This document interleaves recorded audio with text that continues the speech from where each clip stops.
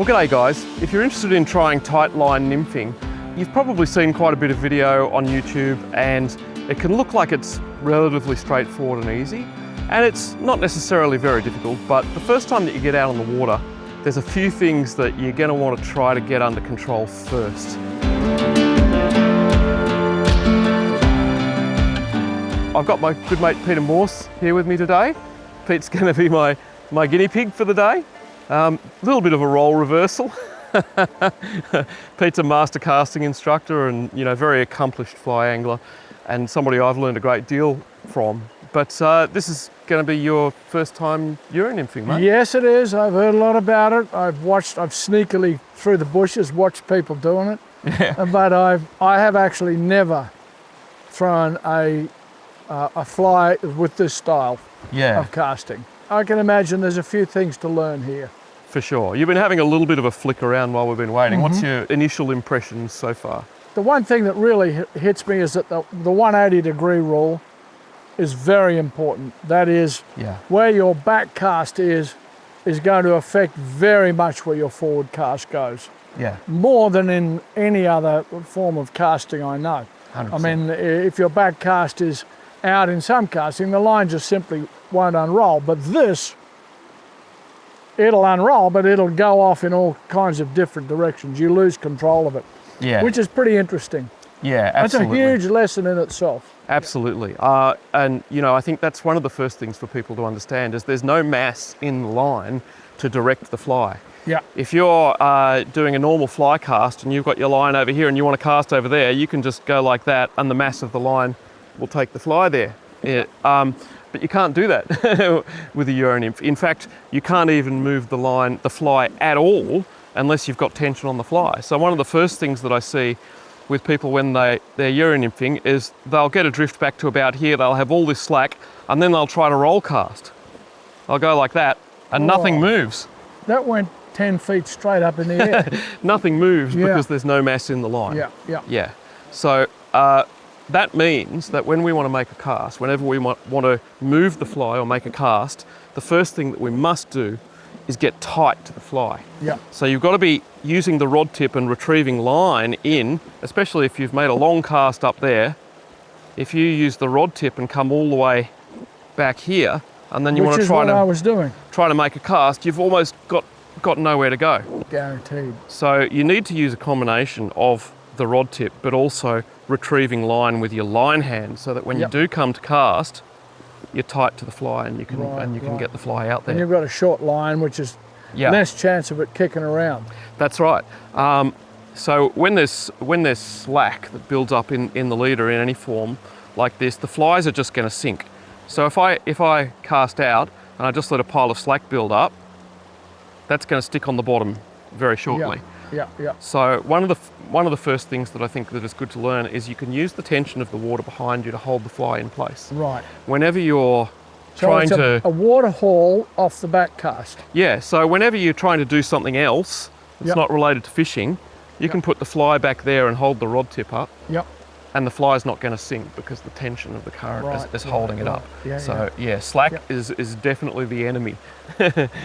In all fly casting, but this in particular. Yeah. So one of the easiest ways to cast, if you want to take the rod, one of the easiest ways to get started with a cast is just simply to use what we call a water hole, which is where you start with the fly downstream like that. You work the fly into a position 180 degrees from where you want to cast, and then you just flick it out there. So flick that back downstream. Now if you use the rod tip, hold the rod tip high and move the rod tip further to your right, further that way, to bring the fly over, and that's going to direct your fly further over that way. 180 degrees. 180 degree roll. Yeah. Gotcha. Perfect. That's the one.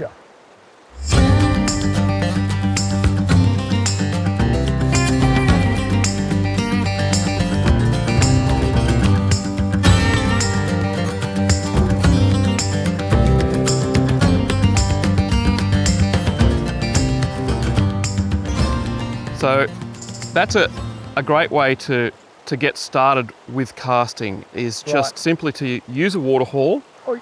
Whoop. have been bottom. Might have been bottom, could have been a take. Could have been a take, yeah. Yeah, to use the fly floating on the water behind you to position 180 degrees from where you want the cast to go. Right, okay. Yeah. Creating tension with the current. Yeah, that's right. Okay. I think you just tried to do a sort of a roll cast then. It didn't quite work. Roll cast. That's an old habit. Okay. Yeah, it's hard to break that one. That round there. Yep. Good. Let's see if I can find that fish. Yeah. So now the second thing that I want to talk about is something that you're already doing quite well. Yeah. Which is you're keeping the rod tip high at the end of your cast. Yeah. And the big mistake that a lot of people make when they first start nymphing is to drop the rod tip and drop the leader and everything onto the water. If you make a cast and put your rod tip down low and then pick it up, just have a look at and see what happens with the leader. See, that lays it all on the water. Yeah. And then you pick it up, and then your flies are not, you lift the rod tip after the leader's already on the water. Right. And then your flies are not sinking properly. Yeah. So your goal with the cast here is to never let that sighter enter the water. Right, okay. You want to keep the sighter portion above the surface of the water at all times. And that means that we almost need to incorporate that rod tip lift as part of the casting stroke. It's so I guess a way of describing it is saying you want the fly to land first. Yes, that's exactly like a tuck cast. Exactly what it is. With a high stop. Yep. As opposed to, there we go, okay, as opposed to following through. Yes. Which is a fault in many presentation casts. Yeah. So at the moment, you need to lead a little bit more with the rod tip downstream. Okay. Yeah.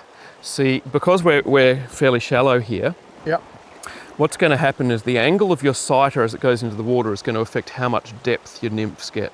Yep. So if you're fishing a fairly shallow run like this one is, if you're kind of vertical and over the top of the flies like that, you're going to get bottom a lot. So try a drift again, and this time lead a bit more downstream with the rod tip. Try to keep the sighter out of the water, but then lead more with the rod tip and keep the angle of the sighter lower. That's it. Pull a little bit of line in as well. How long is it from the sighter to the fly? It's about 5 feet. Okay, let me have a look. Yeah, okay. Yeah. Okay, that gives me a better picture. Yep. That's it. Yep, so leading with the rod tip is, whoa, could have been bottom. Yep, so your angle of your sighter is going to help determine your depth, and it's also keeps you in contact with the flies. Right. Now you're doing something really, really crucial there, really good, which is that when that leader is stopping, you're setting the hook into a back cast and then going forward. That's precisely what you need to be doing. Okay. Yeah. So just lead downstream a little more with the rod tip. Yeah, I thought I had a touch then. I thought there was a stop. Like that. Yep. You might be getting a little bit too deep there. A little bit too deep. Lift the sighter. Yeah, just lead more with the rod tip. So instead of... So I'm dragging the fly. I don't understand lead more with the rod tip. It's not dragging the fly. It's more the angle of the sighter. So if I can just show you. Okay. At the moment, if I cast like this and I keep the rod tip upstream like that, see how the sighter is sort of fairly vertical? Yeah, okay. That means it's going to sink. Whereas if I cast upstream and then I bring the rod tip downstream and lower, I'm not dragging the fly, but I'm keeping the angle of the sighter lower to the water, more horizontal. Okay. So the fly is staying shallower. Yeah, that's right. So you don't... I got you. There are situations where you can drag the fly, for example, or lead it through if you've got a really heavy fly. But most of the time you want to be just on that point where you're not dragging the fly, but you're almost in contact. Right. So what you're looking for then is for the sighter to tighten up or stop, and that's your indication of a take. Okay. So just have another cast and experiment a little bit with that horizontal angle of the sighter. Okay.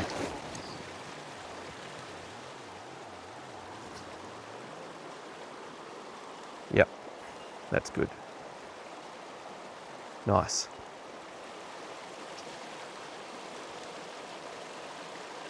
I see.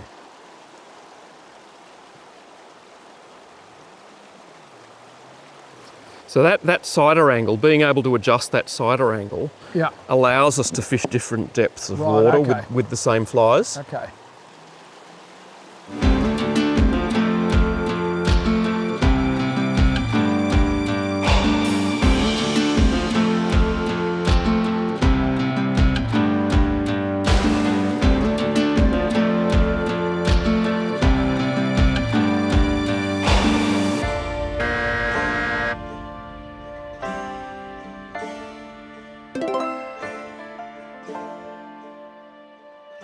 What else do I need to know? Okay, so the next thing, after the cast and raising the rod tip, keep the cider out of the water. That's Yeah. probably the number one thing that people get wrong Right. when they first try to do this, is they'll lay the cider down and then they'll pick it up. Right. So Keep it out keep all it out the time. all the time. Yeah. And that means that you're in contact straight away when that fly lands. Yep. If a fish jumps on that nymph straight away, then you've got indication and you've got a good chance of catching it. Yeah. Okay. Whereas a lot of people, they're stuffing around like this, they're trying to get control, and then they get control this Mate, far it's- through the drift. It's the same in conventional fly fishing, you know. Yeah, What your hands do is very important. absolutely, absolutely. So the next part of the picture that we're going to want to add to the cast is what we do with our. So we've got the Our line 180 hands. rule. We've got the 180 rule. We've got the cider control. Yep. Would you call that? Yep. Keep the cider off the water. Yep. And then the next thing is what we do with our line hand here. Yep. So this is where people get a little bit overwhelmed sometimes when they're new to it and they're trying to do too many things at once. Mm-hmm. They're trying to get the cast in the position that they want it, get the rod tip up, keep the cider out of the water, and manage the line at the same time. Right. It can be a little bit challenging at first to get that under control. But basically what we're looking to do is, as soon as I've made that cast, I'm bringing that line under my rod finger there, Yeah. and I'm using my line hand then, a combination of the rod tip and my line hand, Yeah. in order to manage Yeah. that drift. I'm with you. That's what allows me to maintain the right tension Yeah. on the cider. Okay. I'm trying to keep that rod tip very smooth and horizontal. Yep. Anything that I do, oh, that was a take. Anything, I've had several. yeah, The cider a couple of times there has Yeah. gone donk, but I've been too slow. yeah. So anytime in a drift like this, anytime you move the rod tip, Yeah. the flies are doing the same thing. Yeah. So Bound. what you really want to do, sometimes you might want to do that intentionally. Yeah. You might even Yeah. give the fly a little bit of a jig sometimes, and Yeah. at certain times, particularly in warm weather, Yeah. the fish will really respond to that. But most of the time, you're going for a dead drift, Yeah. where you want to keep that very, very smooth, Yeah. and you're managing that slack with a combination of leading with the rod tip and what we call, what I'm doing here is a pulley retrieve. I can see that. Yep. I'm using just a little pulley retrieve like that. Yep. So have a go at that Yep. and practice now getting the line straight under that rod Yep. hand and managing the slack with your line hand as well as with the rod tip. Yeah, beautiful.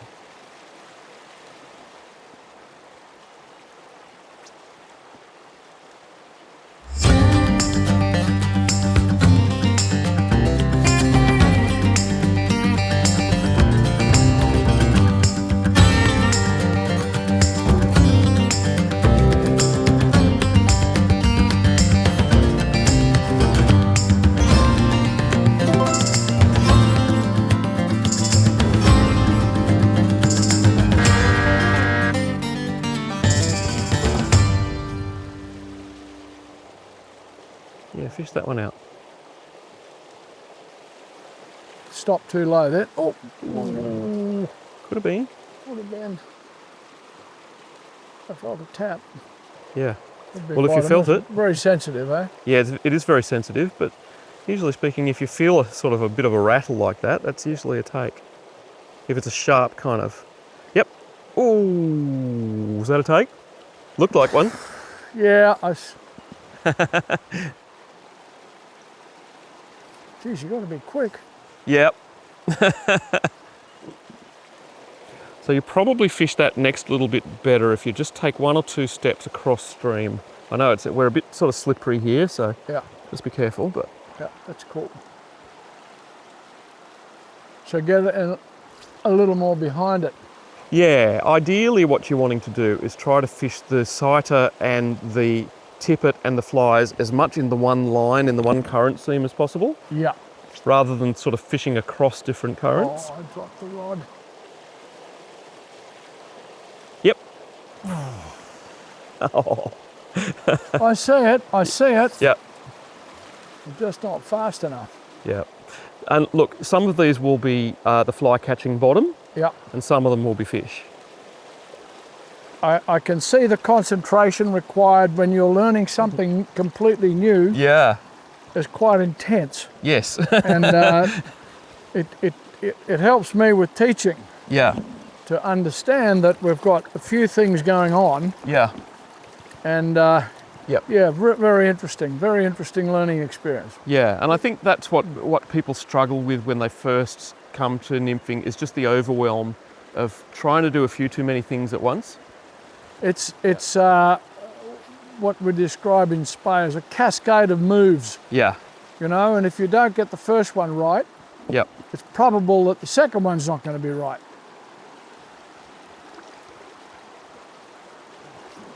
So the other thing that you've obviously already figured out is that you need to keep moving. Yeah. Use your fish with your feet. Oh!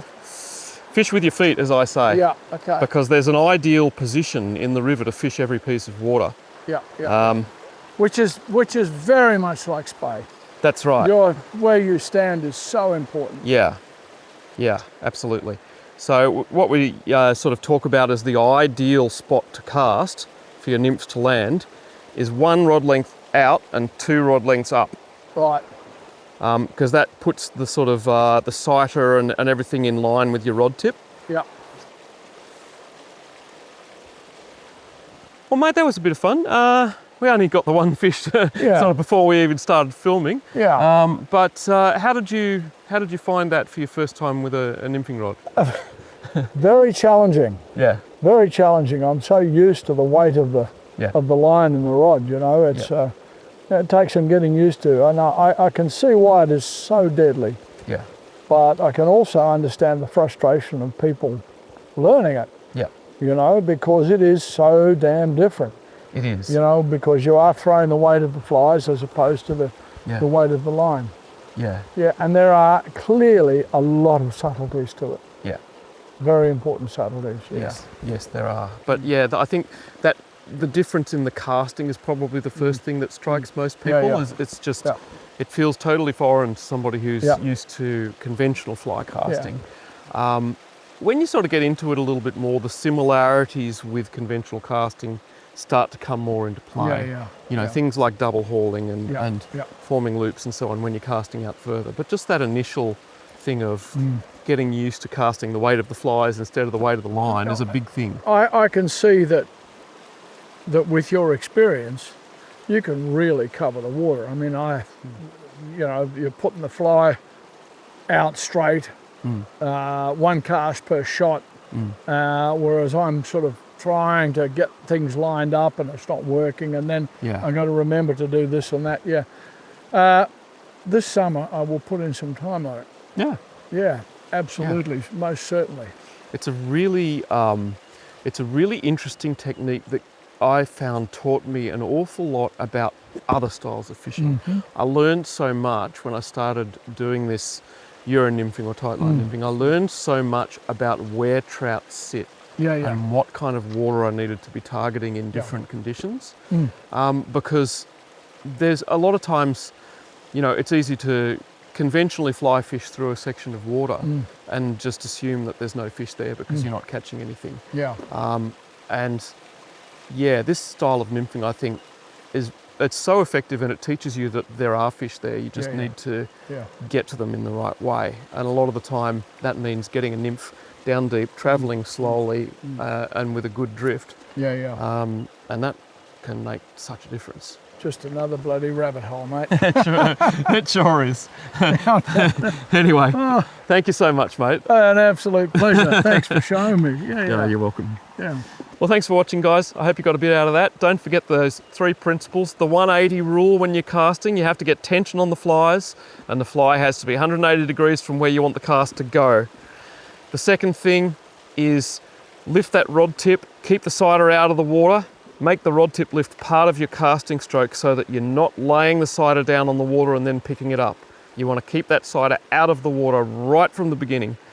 And the third thing is bring your line hand into play, manage that line with the rod tip and manage that slack. Because if you're not managing your slack and you're not sort of in reasonable contact with the flies, then you've got no indication when a fish takes it. And it leaves you in a bit of a hole for the next cast. It does. With that slack. Straight away you're starting off the back marker. That's it. Yep. Yep, exactly right. Well, thanks for watching, guys. See you next time. Thanks, Peachy. Cheers, mate. Good on you. Thank you.